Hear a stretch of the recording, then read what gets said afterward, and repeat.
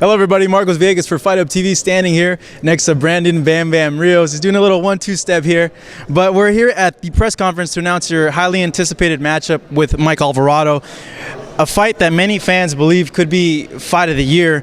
And looking at that matchup, when it was first proposed to you, were you just really excited, really giddy about the fact getting in there and fighting a guy that's going to go ahead and fight you as hard as you fight them? Exactly. I'm the one that called for this fight. I told Cameron and Robert, this is the fight I want. I want to fight like this. So I'm the one that called for this fight, and I'm very excited. If I wasn't excited, I wouldn't ask for this fight. I want a guy that's going to give their best and ready to prove a point and go for it like I do, knockout, hurt the guy. That's what I'm looking for, and I know he's going to do the same thing, so it's going to be a great fight. This matchup, would you say that ultimately the winner is going to come down to who could take the most punishment and who could stay conditioned enough to be able to hang in there while the other guy more or less goes down to punishment that's dished out? Definitely. The person that can hit the hardest, the person that can take the punch is going to be the winner. Yeah. Somebody's going to get knocked out. Are you relieved now that you don't have to make 135 pounds? Oh man, I feel so great. I'm in great spirit because of the fact that I don't have to kill myself just to make that weight. 140 is going to be great. As you can tell, I'm losing weight already right now. I'm ready to trim down, I'm ready to fit, and I'm ready to go. Speaking of going into a new weight class, do you have any questions about yourself in this new weight class? Things like, I wonder how this is going to translate, or I wonder if I'm going to take 140-pounders punches, or any questions from your team moving up to this weight? I had no question. I had no doubt in my mind how I'm going to do in 140. I know I'm going to do good at 140. My team don't have no doubts. That's why I wanted the toughest guy out there in Mike Alvarado. So I know 140, there's a new threat coming. It's me. And I have no doubt.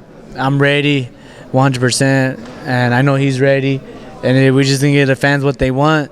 And everybody at 140 with the belt, here I come, because I'm coming, and I'm coming fast, and I'm gunning for everybody out there. 140 is a division that has a lot of fighters in it, but are you worried at all that you might not be able to get these high-profile fights because of the feud between Golden Boy and Top Rank? Seeing a lot of the guys at 140 are with Golden Boy right now. It's not the feud of Golden Boy and Top Rank. It's the fighters.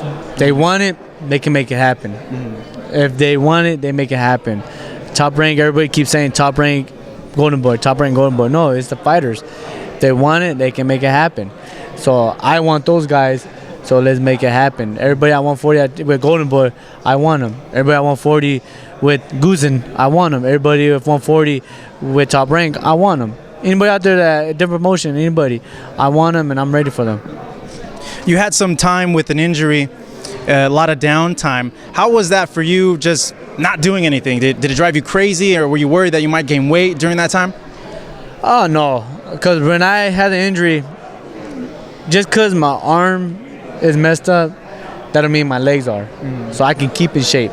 I can still do what I do. So you were still training? I can still train my conditioning with my strength and conditioner. I just couldn't hit the bags or nothing. So I was strength and conditioning with my lower body, my legs and everything. So that's what keep me in shape, and that's why I'm slim, and that's why I'm ready for today. You like hitting people though, so I would imagine that must have had something with you, like, I can't hit the bags, I can't do anything like that. This sucks because I do love. I just love to box. That's my job, and I love my job, and I love what I do. And it just sucks because I couldn't do nothing like that. But it happens. It's part of my career. It's part of my sport. But you gotta make yourself better before you get farther.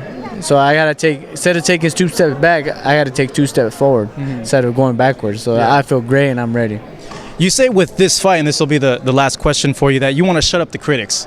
You've had a lot of critics the past because of the weight issue, because of the Brill results. Looking at those things, do you think that they were right to criticize you? Do you think that criticism was validated on their point to ask of you? The criticism is always going to criticize, and they're always going to hate. Whatever I do, they're still going to hate. Like when I accepted the fight from Mike Alvarado. Oh, he's taking the fight because he's not a boxer. He's not running around. Motherfuckers, Acosta was a boxer. And look, I knocked his ass out. The reason why a real fight happened, he would have made anybody look bad because he hit one time and he hugged you the whole time. So how the fuck you gonna win a fight by hitting one time and hugging the rest? So it's like 3 minutes he was just hugging. He would have made anybody look bad. And they say that, oh, he outboxed me, he put the boxing lesson on Brandon. If that was the case, he put a boxing lesson on Brandon, how come when I left the ring, I wasn't even swollen, I wasn't even cut up, he never hurt me, nothing. They supposedly put a boxing lesson. That's where the critics comes and open their stupid mouth and say stupid shit that they don't know what they're talking about. Even some of the commentators on that show, on that card, talking, all of them, pretty much all of them was talking shit. They don't know what the fuck they want about boxing, just because they're fucking, they know boxing very well. Oh, they've been watching for this long, they're fucking expert. So reality, Britt didn't do shit. He just, his plan, his surviving plan was just to hug me and hold me, so he could say he went the distance with Brandon. Because my last 11 opponents got knocked out. So he didn't want to be one of them. He wanted to say, I went the distance with Brandon. So that's what it was. And if he wants a rematch, I'll be more than happy in a rematch. This time it was different because I wasn't myself 100% because I was making 135. And I was killing myself just to make 137. So 140 is going to be better. So, like I said, at the end of the day, the critics people out there always talk shit. It's part of boxing. It's always going to come with the territory. And they hate me or love me. But then, you know what? They're still watching me. Well, that's the thing. One thing about you, you always have exciting fights, and I know your fight with Mike Alvarado is going to be exciting. It goes down on HBO October 13th. The man right next to me, Brandon Bam Bam Rios. I'm Marcos Villegas for Fight Hub TV.